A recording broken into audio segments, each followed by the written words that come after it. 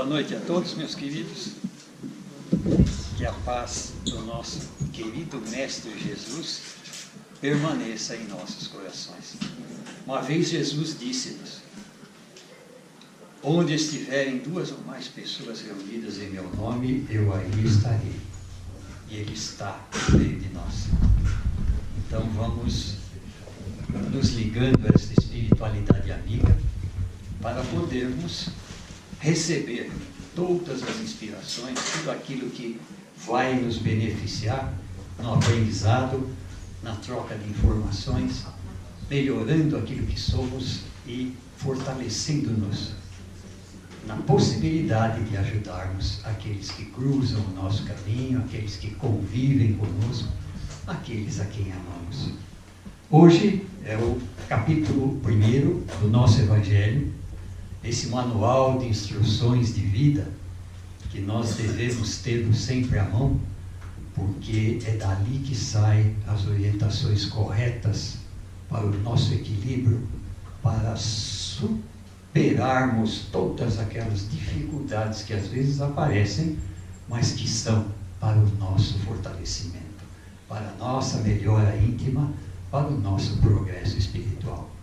Deus não castiga ninguém, Ele abre-nos oportunidades de crescimento, e é importante nesta hora o entendimento, porque quando entendemos aquilo que Ele quer de cada um de nós, nós trilhamos o caminho correto. Por mais tenebrosas que sejam as circunstâncias, nós sabemos sempre extrair aquilo que é benéfico ao nosso progresso das situações mais difíceis que se apresentam. Mas é preciso Evangelho, Evangelho e Evangelho. Em cima deste aprendizado, nós vamos realmente nos balizando no dia a dia. E as nossas opções de vida passam a ser coerentes com aquilo que é necessário para o aprendizado maior. No capítulo de hoje, nós vamos ver: não vim destruir a lei. São palavras de Jesus. E nós temos neste capítulo Moisés, Jesus e o Espiritismo, que são as 3 revelações que nós tivemos. A primeira com Moisés, a segunda com Jesus e a terceira, o Espiritismo, com o Consolador prometido, já anunciado pelo Mestre e trazido pelo Espírito da Verdade e sua equipe de trabalho. Moisés. Certamente Moisés foi um espírito missionário de alta hierarquia, com uma difícil tarefa. Ele veio para libertar o povo hebreu do jugo egípcio e codificar as leis divinas de caráter universal, o Decálogo, os 10 mandamentos que todos conhecemos. Sua missão teve caráter planetário. Realmente Moisés era hebreu e no meio foi criado com os egípcios. Essa condição que ele adquiriu foi através dos pais. A sua mãe o colocou num cesto e jogou no rio Nilo na hora do banho da filha do faraó. E ela o recolheu para criar. E ele cresceu dentro dos castelos, dentro do palácio dos egípcios. Tinha todo o conhecimento egípcio. Mal sabiam eles que ele estava sendo preparado para libertar o povo hebreu. E isso foi o que ocorreu. Esta lei é de todos os tempos e de todos os países, e tem por isso mesmo um caráter divino. Os 10 mandamentos. Foram as tábuas da lei, foi onde Moisés recebeu toda a orientação divina. Ele foge desse palácio, quando já adulto, e fica 40 anos no deserto. Ele e alguém que o acompanha, é a esposa, e aí então ele retorna para libertar o povo hebreu. Todas as demais são leis estabelecidas por Moisés, obrigado a manter pelo temor um povo naturalmente turbulento e indisciplinado, na qual tinha de combater alguns abusos arraigados e preconceitos adquiridos durante a servidão do Egito. Eram escravos. Vocês imaginem o relacionamento que tinham uns com os outros. A revolta interior. Então Moisés, utilizando-se da orientação divina, coloca a eles a condição de um Deus difícil, cruel, vingativo, mas para colocá-los na disciplina, porque era difícil. Se eles não temessem a Deus, realmente eles não mudariam. E ele impõe essas leis todas, fazendo com que eles fossem se adequando à nova forma de vida e a um relacionamento melhor. Para dar autoridade às suas leis, ele teve de lhes atribuir uma origem divina, assim como faziam todos os legisladores de povos primitivos. A autoridade do homem devia apoiar-se sobre a autoridade de Deus. Aí ganhava força na orientação, e aquelas pessoas que estavam totalmente desvirtuadas moralmente falando, e também com aquela revolta interior pela forma com que eram tratados, começaram a aderir, começaram a se modificar, começaram a segui-lo. Mas não foi um momento fácil.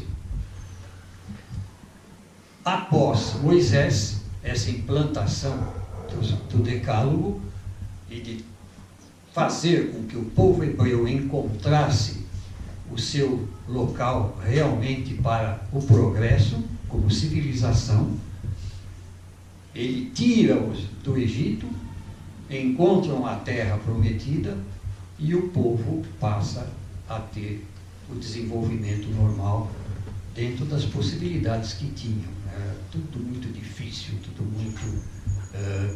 uma luta assim muito... sem limites, no sentido de conquistar uma posição melhor, uma situação melhor, porque imaginem deixando a condição de escravo, como estariam, espiritualmente falando, até se assentarem na nova terra. E depois dele vem Jesus, com a segunda revelação. Jesus anunciou-nos o Consolador prometido, o Espírito da Verdade, e ele não veio destruir a lei. Ele veio dar-lhe cumprimento. Qual era a diferença de Jesus? Tempos outros, já num progresso melhor, ele veio trazer uma orientação mais suave. O amor era a linguagem realmente que imperava. E ele começa a lapidar as leis todas que Moisés trouxe, mostrando que existia sim um Deus, mas um Deus misericordioso e que queria o nosso progresso. Então o povo começa a modificar a forma de ver as coisas, de ver o semelhante, de ver as oportunidades que tinha de progresso espiritual, de mudança, que não era só a materialidade que era importante na terra, e sim aquela adequação a essas novas leis para que o relacionamento tivesse um caráter assim de troca de informações, de crescimento de cada um, que é o que ocorre até hoje na nossa sociedade, começando pela nossa família. Ele veio cumpri-la, dar-lhe seu verdadeiro sentido e apropriá-la ao grau de adiantamento dos homens. Nós sabemos que todo o universo, a Terra e outros orbes, outros planetas evoluem. Nada para. Nós evoluímos. A nossa condição de evolução, a partir do momento que nós vamos aprendendo, nós vamos tendo um corpo mais sutil, mais adequado à vida pelo progresso conquistado, é mérito isso, e esse corpo vai deixando para trás doenças, vai se tornando mais leve ao transporte, perispírito em paralelo também evolui, e nós vamos ganhando uma condição de vida muito superior à que temos, mas precisa muito trabalho ainda pela frente, precisa muita lapidação das nossas virtudes e o exercício disso. Nós temos aí 3 etapas para iniciarmos o exercício dessa mudança: pensamento, a vontade e colocar em ação o aprendizado que temos. Muitos se aplicam no conhecimento, se intelectualizam, frequentam locais onde o aprendizado realmente é intenso e se aprofundam no estudo. Ficam como frequentadores, única e exclusivamente. Não conseguem pôr em prática, não conseguem trazer este benefício para a sua mudança interior. É isso que precisa. Essa é a segunda etapa. Na terceira etapa é transferir ao outro esse conhecimento. Não adianta nós ficarmos nesta regra de frequência, na regra de aprendizado, e aquilo é o limite em absoluto. Nós temos que transferir a forma nova que vamos adquirindo, as mudanças que vamos tendo, a troca afetiva vai se estabelecendo, nós vamos passando aquela energia positiva pelo entendimento que vamos tendo e a qualidade vibratória vai subindo, sintonizando-nos cada vez mais com a espiritualidade amiga, e é nessa troca que nós vamos influenciando aqueles que estão conosco e fazendo com que todos vão também, aos poucos, seguindo o exemplo dado. Aos 12 anos, Jesus surpreende a todos, inclusive aos seus pais, quando dialoga com os doutores da lei. Ele não veio para receber ensinamento, ele veio para ensinar. E o pessoal que já estava aqui, com um certo orgulho, tinha uma certa postura com relação ao povo e um respeito muito grande, tinham medo de perder esse respeito. E quando dialogavam com Jesus, Jesus ouvia-os e ensinava-os no caminho correto, sempre com base orientando o sentido do crescimento espiritual. Eles eram muito apegados à matéria, assim como muitos de nós ainda hoje somos, apegados às coisas que vemos, que tocamos, que queremos conseguir, quando na verdade o trabalho ideal, aquilo que necessitamos, é no nosso espírito. Permanece a incógnita para os historiadores e para todos nós, os acontecimentos da vida de Jesus, ocorridos entre seus 13 e 30 anos. Existem muitas especulações, mas sem nenhuma comprovação efetiva. Não ficaram documentos desta etapa. Existe sim, eu conheço alguma informação a esse respeito, mas não tem origem religiosa. É interessante isso. Mas pelo conteúdo, vê-se que foi uma forma de a espiritualidade nos trazer a informação que faltava. Quanto às leis de Moisés, propriamente ditas, ele, pelo contrário, as modificou profundamente, no fundo e na forma. Combateu constantemente o abuso das práticas exteriores e as falsas interpretações, e não podia fazê-las passar por uma forma mais radical do que reduzindo-as a estas palavras: amar a Deus sobre todas as coisas e ao próximo como a si mesmo. Ele fez essa regra de vida, esse mandamento, reunindo tudo aquilo que era importante nós seguirmos. E realmente, se nós formos pensar, é essa a forma com que nós crescemos espiritualmente. Olhando o outro como sendo aquele que o nosso exercício, a qualidade daquilo que nós estamos aprendendo, sendo exercitada com ele, nós estaremos no caminho correto. Não podemos dizer que amamos a Deus se não amarmos o nosso semelhante, que vemos, que está conosco, que convive, que trocamos informações, que recebemos, às vezes, uma energia, uma ajuda também, não só verbal, mas pelo carinho, pela energia amorosa que apresenta, pela fraternidade. Então, essa troca é constante, e isso faz parte da coletividade. Por estas palavras, o céu e a terra não passarão enquanto não se cumprir até o último J, Jesus quis dizer que era necessário que a lei de Deus fosse cumprida. E realmente Deus estabeleceu todas as suas leis, leis que regulam a natureza, que regulam a nossa forma de vida, e se a seguirmos, nós estaremos caminhando sem grandes problemas. Não é contrariar estas leis que irá colocá-lo contra nós. É a circunstância em que nós ao infringi-las, nós entramos. O desequilíbrio, a atração, às vezes, de companhias que não nos são benéficas, não vemos, mas existem e estarão conosco, auxiliando-nos a piorar cada vez mais. Então, quando saímos do caminho, percebemos que alguma coisa não caminha bem, a prece, a oração, nos coloca de novo com a vibração atualizada, equilibrada, e a ajuda vem. Porque quando oramos, a forma humilde com que nós nos apresentamos é digna de ajuda, é digna de atenção. E a espiritualidade atende a cada um de nós. Que fosse praticada sobre a terra em toda a sua pureza, com todos os seus desenvolvimentos e todas as suas consequências. Sua autoridade decorria da natureza excepcional do seu espírito e da natureza divina de sua missão.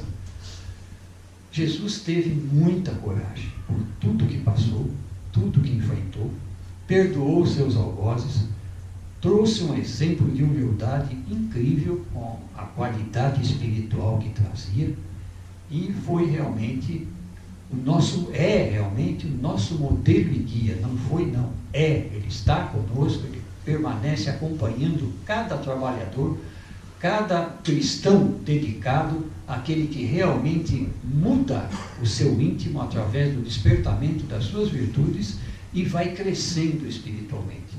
Ele vai se aproximando cada vez mais destes que têm regularmente uma postura sóbria, uma postura de amor, uma postura de olhar a necessidade do outro em primeiro lugar do que a própria, deixando de lado egoísmo, orgulho e outras coisas mais que nos prejudicam essa ascensão.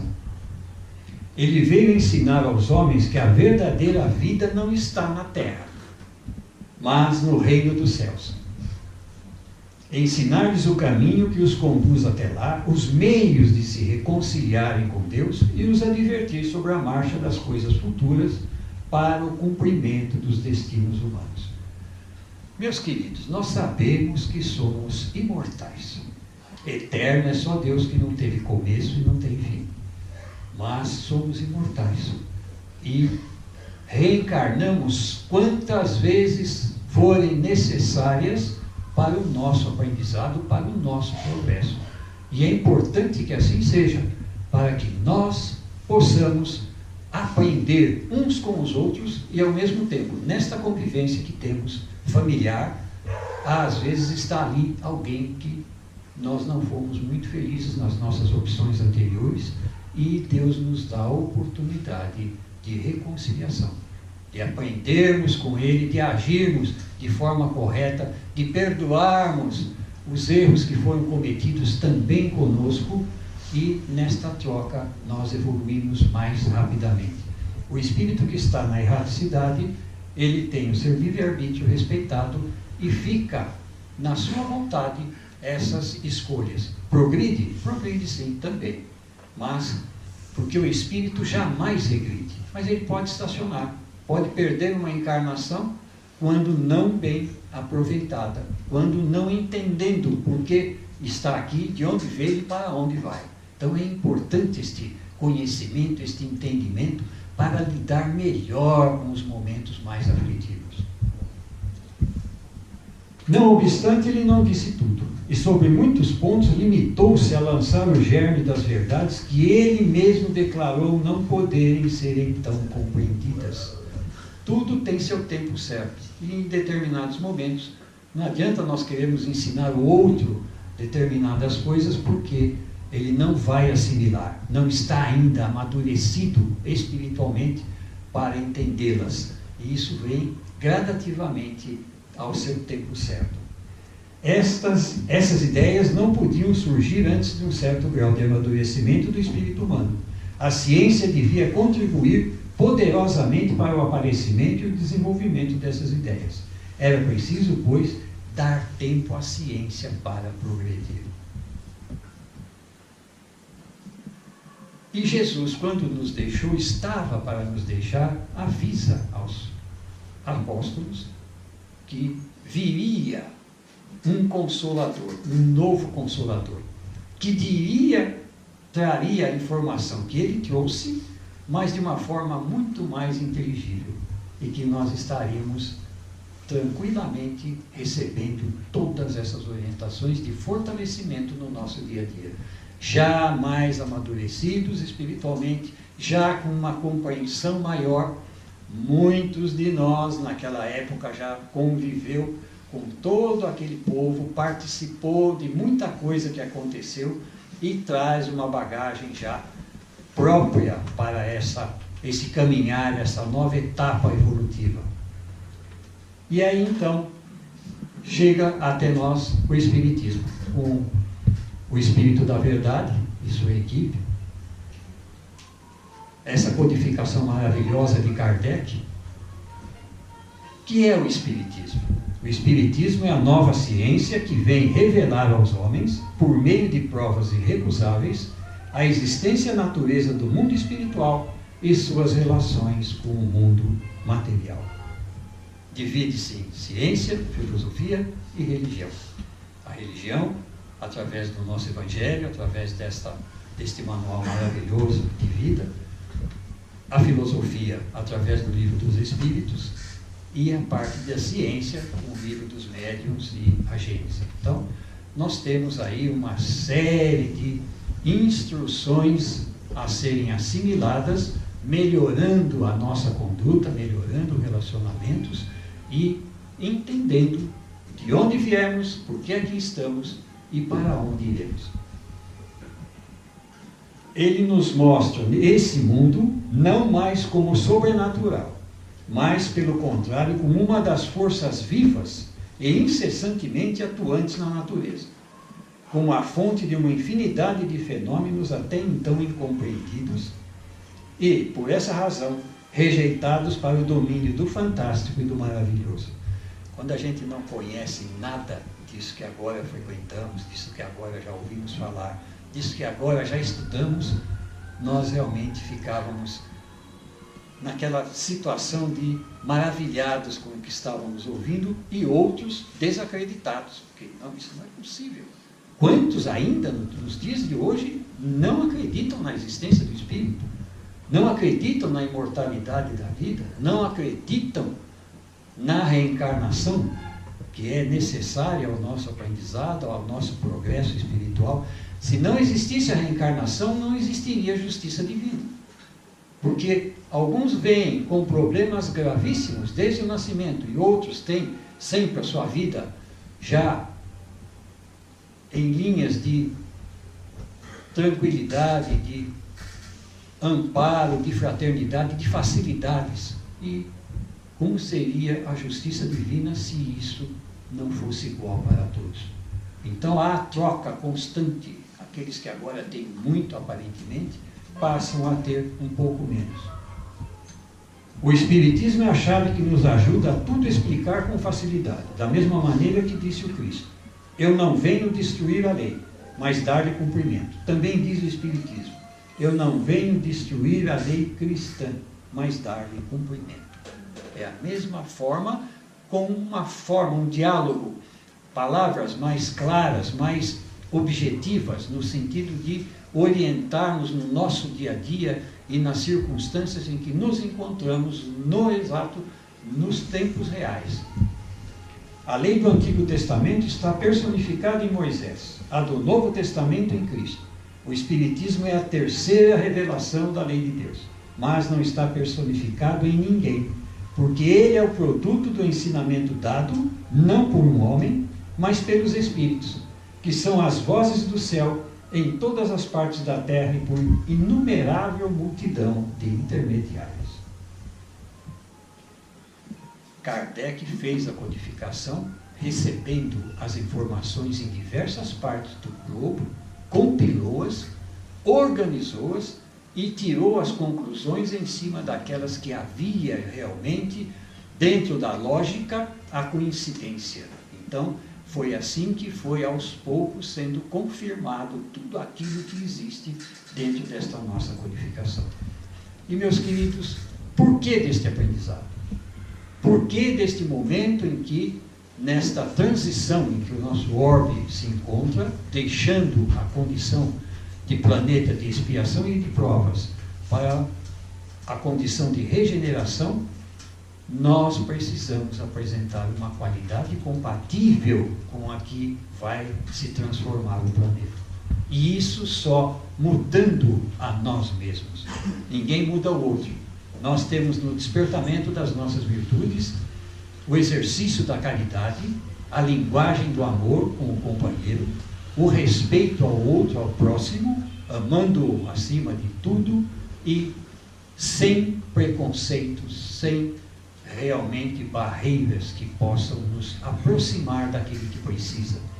Todo este nosso conhecimento que vai sendo adquirido, é necessário exercitá-lo, é necessário fazer com que ele chegue até aquele que precisa, porque só assim nós estaremos caminhando em paralelo a caminho dos braços desse mestre que veio até aqui corajosamente, trouxe-nos estes exemplos todos e espera que cada um de nós o auxilie nesta transição.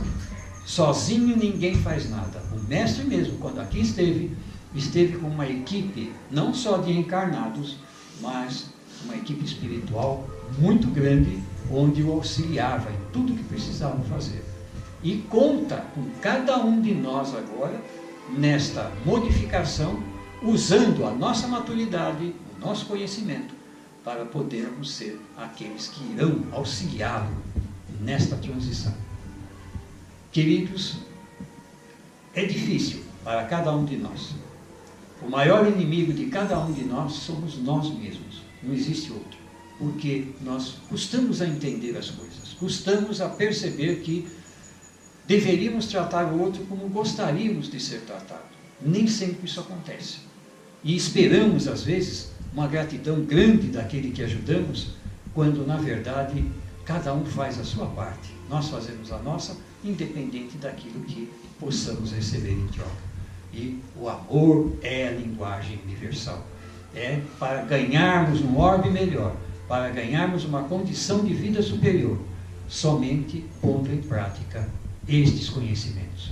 Exercitando a caridade, exercitando a ajuda àquele que precisa, entendendo melhor aqueles que estão debaixo do nosso teto, perdoando-os nas suas falhas, nas suas mazelas todas, mas agindo como verdadeiro cristão. O verdadeiro cristão é aquele que reconhece as suas deficiências ainda e aos poucos vai fazendo com que elas sejam sanadas, modificadas para melhor. O benefício é única e exclusivamente de cada um de nós. E a partir do momento em que nós crescemos interiormente, nós nos aproximamos mais destes irmãos que querem o nosso progresso. Nosso mentor querido que nos acompanha e toda essa equipe espiritual que aqui está agora, com cada um de vocês, individualmente, dando assistência, lendo o pensamento de cada um e transferindo a vocês as energias para uma renovação, uma manhã melhor, para uma forma de pensar melhor, para detectar aquilo que não está bem ainda e ser corrigido. Muita paz a todos, que Jesus nos envolva sempre em luz, que dê a lucidez necessária e que possamos fazer as nossas opções de vida sempre usando a razão, sempre usando o equilíbrio e nunca sendo beneficiado em prejuízo de alguém, fazendo com que o nosso conhecimento possa se estender aos irmãos que estão conosco e deles para outros também. É assim que nós vamos mudar todo este nosso orbe e toda esta nossa mentalidade lá fora, onde ainda pessoas caminham como mortos por não conhecerem nada e agindo no instinto. Está na hora de nós usarmos o sentimento para tudo o que fazemos. Que Jesus nos abençoe.